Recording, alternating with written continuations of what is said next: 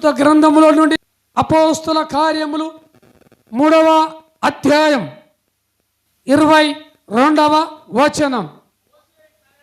మోషే ఇట్లనను, ప్రభువైన దేవుడు నా వంటి ఒక్క ప్రవక్తను మీ సహోదరుల నుండి మీ కొరకు పుట్టించును. ఆయన మీతో ఏమి చెప్పినను అన్ని విషయములలో మీరాయన మాట వినవలెను. ఇక్కడ మోషే ఇశ్రాయేలుల ప్రజలకు ప్రకటన చేస్తున్నాడు.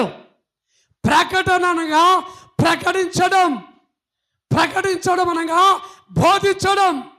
ఆ బోధ విన్నవారు, ఆయన మాట విన్నవారు, ఆయన శ్రద్ధగా నిలిచిన వారు, ఆయన మాటకు త్రోసివేయకుండా ఆయన మాటకు శ్రద్ధ నిలిపి ఎవరైతే ఆయన సాక్షిగా నిలబడారో వాళ్ళు పరిపూర్ణులై ఉన్నారు. ఆమేన్. పరిశుద్ధులై ఉన్నారు. ఆమేన్. దేవుని బిడ్డ మోషే ఇట్లనెను. ఎవరితో? ప్రజలతో. మోషే ఏమంటున్నాడంటే, ఇదిగో నాలాంటి ప్రవక్త నీ కుటుంబంలో పుట్టునుగాక. మోషే అంటున్నాడు, నాలాంటి వంశం, నాలాంటి ఇశ్రాయేలు ప్రజల నుండి ఒక్క ప్రవక్త మీలో పుట్టునుగాక.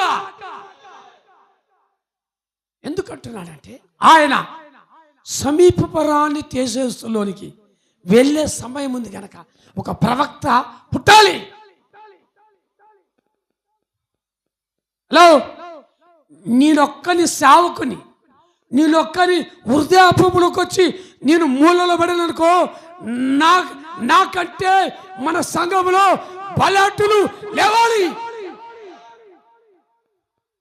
దేవుడి బిడ్డ అలాంటి ప్రవక్తలు లేయాలంటే, అలాంటి ప్రవక్తలు నీ ఇంట్లో నీ కొడుకో నీ బిడ్డో లేవాలంటే నీ ఇంట్లో మొట్టమొదటిగా సమాధానం ఉండాలి. నువ్వెంత సంపాదించినా, నువ్వెంత చేసినా, నువ్వెంత ఖరీదైన వస్తువులు వేసుకుని ఖరీదైన కారులో తిరిగినా నీ ఇంట్లో సమాధానం లేకపోతే ప్రవక్త కాదు, పాడైపోయే ఆలోచనలు వస్తాయి. కాబట్టి ప్రభు చెప్తున్నాడు, మోషే ప్రజలతో అంటున్నాడు, ఇదిగో అలాంటి ప్రవక్త రావాలంటే, అలాంటి పరిశుద్ధాత్మని వరము మీరు పొందాలంటే, దేవుని మహిమ మీరు అనుభవించాలంటే అన్ని విషయాలలో మీరు ఆయన మాట ఏం చేయాలి? వినాలి. వినే వాళ్ళంతా చప్పట్లు కొట్టండి. పరిశుద్ధాత్మని. ఆమేన్. నువ్వు వింటే ఎందుకు శోధన? నువ్వు వింటే ఎందుకు ఈ కీడు? ఆ వాక్యాన్ని అలాగ పట్టుకొని పాత నిబంధన ద్వితీయోపదేశ కాండానికి వెళ్తాం. 18వ అధ్యాయంలో 19వ వచనం చదివి సహకరించండి. అతడు నా నామమున చెప్పు నా మాటలను వినని వాళ్ళని దాని గూర్చి విచారణ చేసేదను. ఏమంటున్నాడు ఇక్కడ? బాగినడి మీరాయన అన్ని విషయంలో మీరు ఆయన మాట వినవలనని దేవుడు కొత్త నిబంధన గ్రంథంలో హెచ్చరించాడు పౌలు ద్వారా. అయితే పాత నిబంధనలో ఇశ్రాయేలు ప్రజలతో ఏమంటున్నాడు అంటే, ఏమంటున్నాడు? అతడు నా నామమున చెప్పు నా మాటలు వినని వాని వినని దాని గురించి ఏం చేయమంటున్నాడు దేవుడు? విచారణ అంటే ఏంటిది?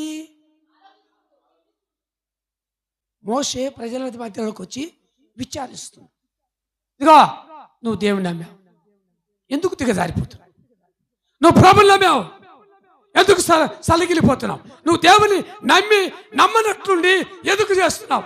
విచారిస్తున్నాడు. ఒక్కొక్కరిని విచారిస్తుంటే వాళ్ళలో ఏముంది? ఒక్కొక్కరిని ఒక టైపులో అడుగుతున్నాడు. అందరినీ విచారిస్తాను. ఎందుకు విచారిస్తున్నాడు అంటే, దేవుని మాటకు నువ్వు లోబడి ఉన్నావా? దేవుని మాటను తిరస్కరించి ఉన్నావా? హల్లెలూయా. ఈ మాట ఎందుకు వచ్చిందంటే 15వ వచనం, ఓరేబులో ఆ సమాజ దినమున నేను సావకుడునట్లు మళ్ళీ నా దేవుడైన యెహోవా స్వరము నాకు వినబడకుండును గాక. ఈ గొప్ప అగ్ని నాకు ఇంకాను కనబడకుండును గాక అని చెప్పితివి. బ్రతకాలంటే ఏం చేయాలట? మళ్ళీ వినబడతో నువ్వు బ్రతకాలంటే, దేవుడి సాక్షిగా నువ్వు నిలబడాలంటే నేను ఎట్టుండాలి? దేవునికి సమీపముగా. హల్లెలూయా. సమీపముగా. హల్లెలూయా. అన్ని విషయములలో మీరు ఆయన మాట వినవలను. ఇప్పుడు మీ కంటికి కనబడేది దైవజనుడు. ప్రభు కనపడ్డా. ప్రభు రూపములో దాసును పోలికగా దైవజనుడు మిమ్మల్ని పంపాడు మీ దగ్గరికి. ఆమేన్. హల్లెలూయా. పాత నిబంధన కాలంలో మోషే ఎంత సువార్త ప్రకటించినా ప్రజలు వినలే.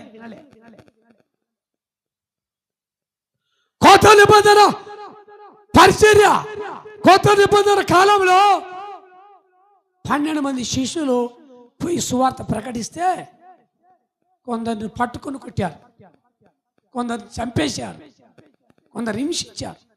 వినలే. నువ్వు పిలిస్తే వచ్చిన వాడు కాదు. ఆమేన్. నువ్వు పిలిస్తే వచ్చిన వాడు కాదు. ఆయన పంపబడిన ప్రవక్త, ఆయన పంపబడిన దైవజనుడు, ఆయన పంపబడిన కావలివాడు, ఆయన పంపబడిన సేవకుడు. ఆ సేవకుని మాట మీరు అన్ని విషయములలో ఆయన మాట వినుడి.